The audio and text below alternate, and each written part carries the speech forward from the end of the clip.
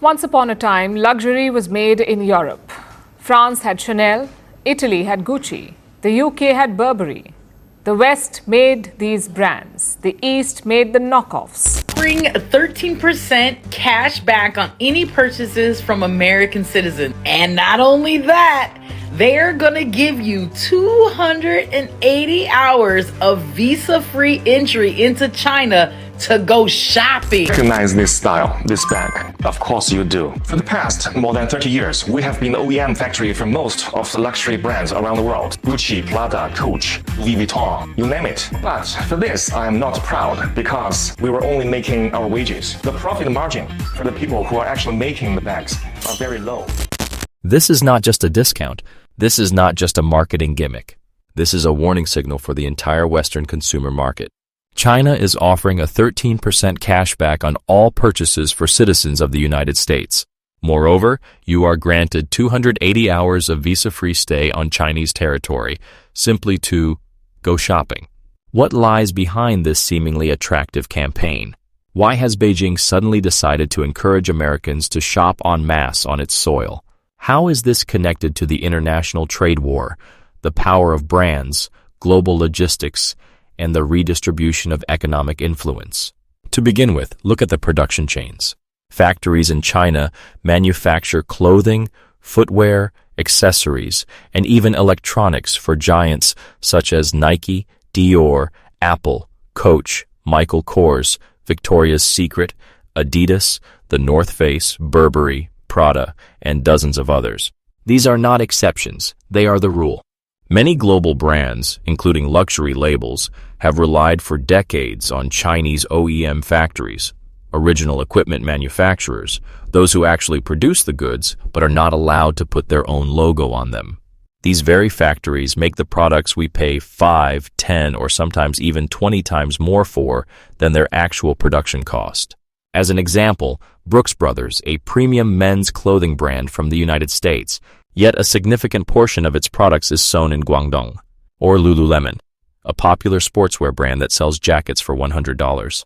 But the Chinese factory that produces those same items releases them at $6.50. The quality, practically identical.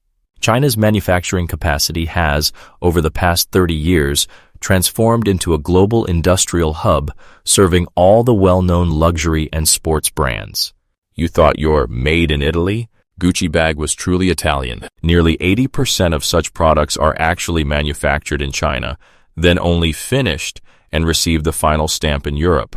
It's a legally permissible trick that allows prices to be drastically increased without breaking any laws. The initial production cost of a Hermes bag is about $1,400, but it sells for $38,000. More than 90% of that price is simply the cost of the logo. So who really profits? The one who works 12-hour shifts at a sewing factory for minimum wage, or the one who stamps the logo and hangs the item in a boutique with black marble floors and the scent of sandalwood? This is not just a philosophical question. It is the essence of global profit redistribution. And China, it seems, has decided to change the rules of the game. Beijing understands the world is entering a new era, the era of post-brand consumption, when a growing class of informed buyers stops blindly believing in the label on the tag. In a world where trade wars, sanctions, and geopolitical conflicts are intensifying, China has chosen to seize the initiative. The new program for United States citizens is not just a shopping tour. It is a strategic move. China doesn't simply want to sell a product, it wants to show buyers face-to-face. Here is who actually makes your goods. Here is where they come from. Here is how much they really cost. At factories in Shanghai, Guangdong, and Suzhou, products for the world's most popular brands are manufactured daily. Warehouses are filled with leggings, hoodies, jackets, and tracksuits, all made from the same material, using the same patterns as the original branded items. The only difference is the label. Here is Shang Apparel, one of the largest sportswear suppliers in the world. It manufactures goods not only for Lululemon, but also for Under Armour and Fila. Next door is Hong Kong Clothing working for the same brands. Nearby, warehouses packed with thousands of garments. And this is just one region. China is the only country in the world where all the components for production come together. Raw materials, technology, labor, logistics, and delivery. This allows for record low production costs while maintaining the highest quality. In essence, the entire global economy is held up by Chinese factories. But now China has decided to step out of the shadows. The game of we manufacture, you sell no longer satisfies Beijing. The new model is direct access to the consumer.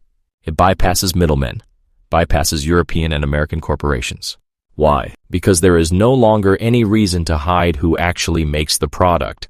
And because China now wants to set the terms itself. The offer of a 13% rebate and 280 hours of visa-free access is a direct attack on brand capitalism. China is saying, come buy directly. We will show you how you've been deceived for decades. For the American consumer, it's a chance to open their eyes. For American business, it's a nightmare. It's also important to note that there's another layer to this story, geopolitics.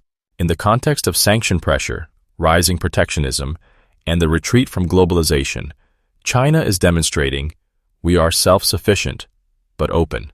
We can manufacture everything from socks to iPhones, and we're ready to offer it to you directly without intermediaries. This is a warning signal for the United States, because this is not just about profit. This is about the loss of influence.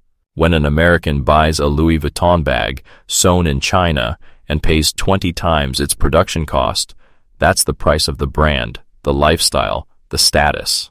But if that same American travels to China and buys an identical bag for $100, the entire model collapses. Such a shift could mark the beginning of the end for brands as we know them, or at the very least, radically change their role in the economy. And what's at stake here is not just fashion. What's at stake is the entire system of consumption built on the illusion of uniqueness. Today, China is betting on transparency, awareness, and scale. This is both a commercial challenge and a political one. The opportunity for consumers to see the truth is an opportunity for China to seize trust, and with it, the money. The global economy is standing at a crossroads. Either it continues to sustain the illusion of luxury made in Paris, or it accepts the reality of luxury made in Guangdong, and the latter reality is already arriving. Global brands will try to save face. They won't give up their price tags, nor will they officially acknowledge the truth about China.